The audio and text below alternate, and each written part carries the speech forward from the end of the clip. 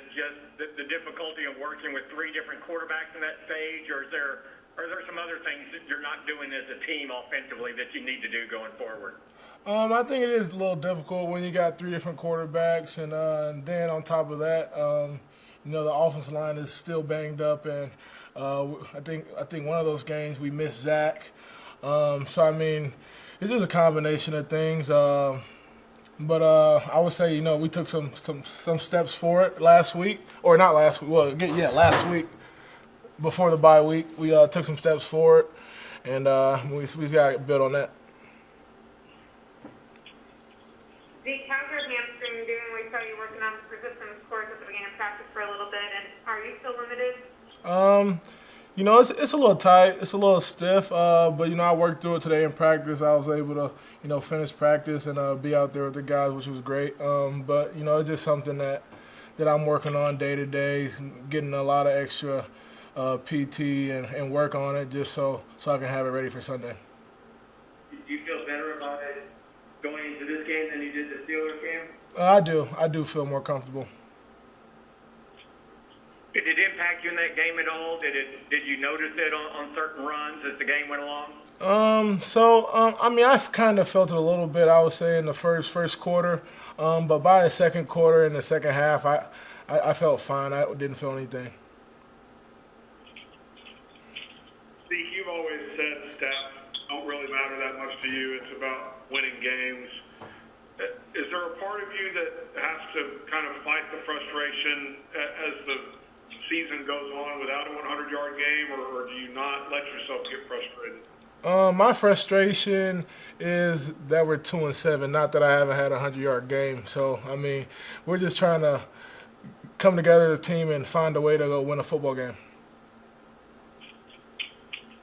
When you reflect on the last couple of days when you guys were off, you look at your record at 2-7, is there any one thing you can look to and say, when we fix this, we can move forward? I would probably say the biggest thing is just the turnovers. Obviously, I had a bunch of fumbles early in the season, and I would say in the past couple of games, the last two games specifically, I think we gave it away in the red zone, which is not good. When you get in the red zone, you gotta get points. So I would say just the main focus on it for our offense is just protect the football, end every possession with a kick.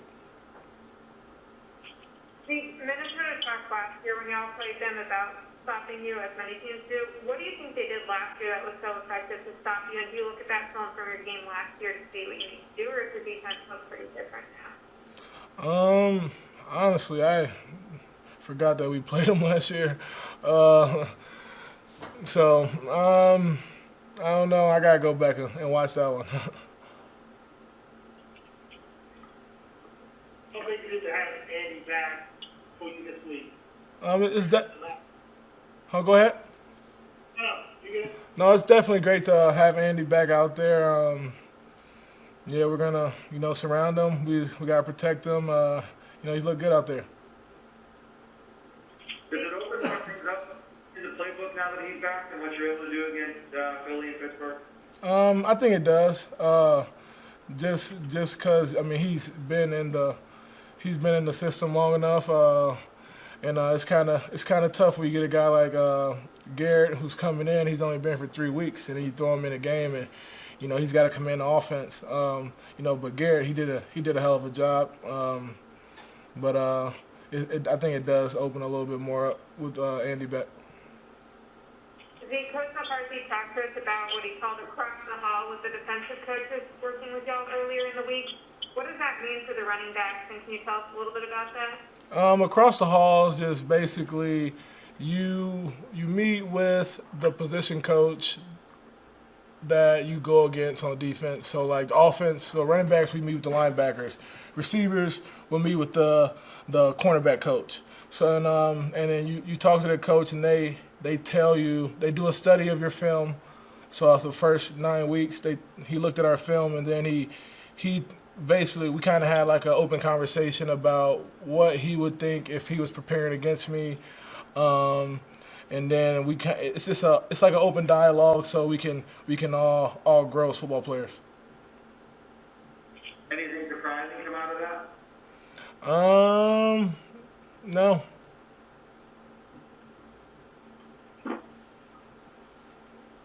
Anything else? Look at your record, Zeke, and where you guys are right now, that you're still in this thing. I mean, is it unbelievable that you can still be at 2-7 and still have a chance? It is kind of crazy to be 2-7 and still have a chance. But I think I said that to you guys after the Steelers game, and you guys kind of act surprised I said that. But everything is ahead of us. We just gotta go out there and find a way to win a football game.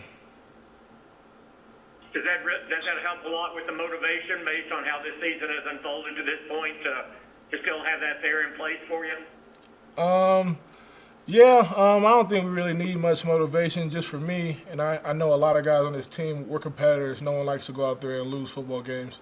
I think it's been, a month since we won a football game, and it sucks. It sucks. So, I mean, we're hungry, and we're going to go figure out how to win. You good? Yep. You ready? I'm ready. All right.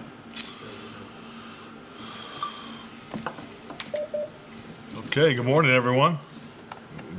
Okay. Can you hear me? You good? Yeah. Good, Scott? Morning. All right, good morning. You can go ahead and start talking about the decision with the football operations staff creating kind of your own bubble over at the hotel and how that'll work for the remainder of the season. Definitely. I mean, it's something that we've been talking about for quite some time about creating, a safe, haven for the staff, and I think you have to give, the Jones families, a lot of credit for establishing this system of protocol that's in place with being able to test for our families. But as of right now, we have the staff in the Omni Hotel just to get us through this this transition period. So and once again we're doing everything we possibly can to make our workplace as safe as possible. Was this a discussion that was underway, and then just with the increased intensive protocol after Pittsburgh, it just accelerated the conversations, and you looked at all the factors and decided it was time to do it, or? Definitely. I mean, I would, concur that was the timeline of how things came into place. But I can't tell you. It's really, frankly, for me personally, it's just been one constant conversation with with Jerry, Stephen, Will McClay, Todd Williams. Is just throughout this whole process of how can we improve.